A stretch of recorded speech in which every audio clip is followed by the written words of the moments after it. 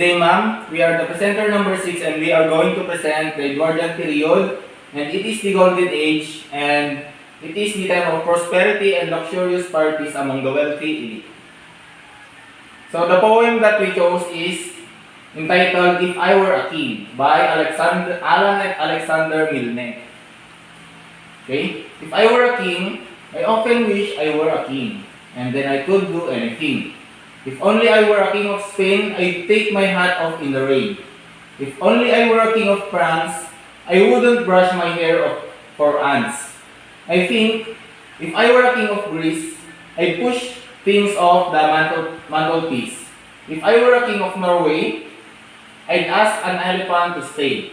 If I were a king of Babylon, I'd leave my button gloves undone. And if I were a king of Timbuktu, I'd think of lovely things to do. If I were a king of anything, I'd tell the soldiers, I'm the king. Okay? So in the third and fourth stanza, if only I were a king of Spain, I'd take my hat off in the rain. So the speaker travels through several countries and activities. Many of these are presumably on the speaker's mind since his parents or another authority figure told him he couldn't do them. In lines 3 and 4, he imagines himself as the king of Spain. And if that were the case, he'd take off his hat in the rain. This is such a random and weird desire that it must be tied to very specific set of circumstances. So perhaps he recently attempted to remove his hat and was refused by a parent. Okay? So, next is the fifth and sixth stanza, which is the, if only I were a king of France, I wouldn't brush my hair for ants. Okay? So, in lines 5 and 6, the speaker brings up another country. So, this time, the France. He feels that if he were the king of France, he'd be free to select when and how he does his hair. So this remark in particular sounds particularly realistic for a child's experience. So he would choose not to brush his or her or hair for ants. This expression paints a very clear picture of a child who is reined in when family members come to visit.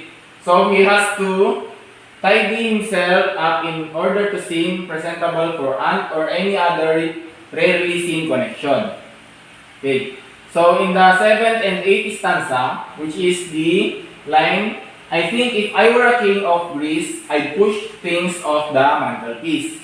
So in here, in line 7 and 8, he strikes back against his family members by wishing that he could push things off the mantelpiece, and these remarks is different from the others. It reveals the irritation the child has over the regimented moments of his existence. So it is tied to the urge not to brush his hair and certainly seems like something an angry king might do. Okay? So the 9th to 12th stanza, if I were a king of Norway, I'd ask an elephant to stay. And if I were a king of Babylon, I'd leave my button gloves undone. So the next phrases are more funny and less authoritarian. The speaker desires that he could become a king of Norway. The addition of a syllable in the word Norway pulls the meter into the same shape but also gives a hilarious twist as though the child isn't entirely sure of the name of the nation. So he thinks about how amazing it would be to have an elephant to stay. Okay, he could ask for and retain whatever animal he chose if he were a king. There would be no one to stop him. Okay, so he also thinks about being the king of Babylon. In this situation, he would leave his button gloves undone. This reads as another protest against the rules parents give their children. Okay? So, in the 13th stanza to 16th stanza, if I were a king of Timbuktu, I'd think of a lovely things to do. And if I were a king of anything, I'd tell the soldiers I'm the king. Okay? So, there is a little clarity of this role in the final 4 lines. where the speaker considers becoming the king of Timbuktu. The only thing he knows is that he thinks of lovely things to do, which leaves him free to think of anything. The child's urge to have some control over his own life is demonstrated in the final sentences. He would approach the man under his command and proclaim his kingship, and he has no justification for doing this other than to exert control over someone else. This illustrates that the sense of helplessness and that young people sometimes feel. Okay? The subject of the poem is the child who wants to be a king so that he can do anything he wants. And we think that the author wrote this poem to highlight the innocent mind of a child, and also we've come to a conclusion that maybe, just maybe, the author during his childhood wanted to do this stuff, but because of their culture, he failed to do so. So the tone of the poem reflects a sense of joy and delight as the speaker envisions all the things they would do if they had the power and authority of a king. So the language is often whimsical and filled with imaginative descriptions, evoking a sense of playfulness and innocence. Okay, so overall, the tone and mood of Milne's If I Were a King can be described as light-hearted, imaginative, and playful, showcasing the author's ability to create a charming and delightful atmosphere through his words. Okay, so the figurative language or poetic devices used in the poem is, number one, alliteration. If I were a king of Spain, I'd take my hat off in the rain. And the next one is hyperbole, which is the stanza saying, if I were a king of Norway, I'd ask an elephant to stay.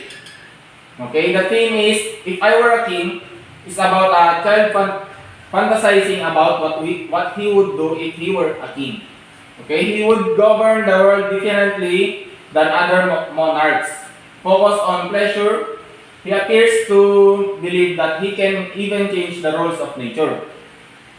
Okay, during the Edwardian period, men wore suits including hats and gloves.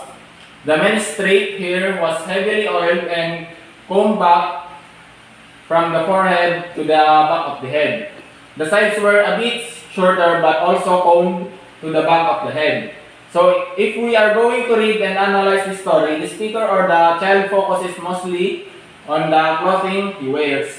On the 4th, 6th, and 10th stanza, he wishes to take his hat off, prefer not to brush his hair, and leave the bottom of the gloves undone, which is not common during the author's period, which is the Edwardian period.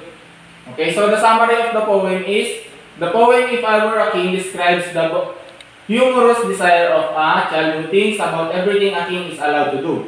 In this poem, he mentions the things that he wants to do if he were a king. It includes taking his hat off in the rain, not brushing his hair every time his aunt visits, push things off the mantelpiece, asking an elephant to stay, leave the button gloves undone, and telling the soldiers that he is the king. Okay, that's all. Thank you.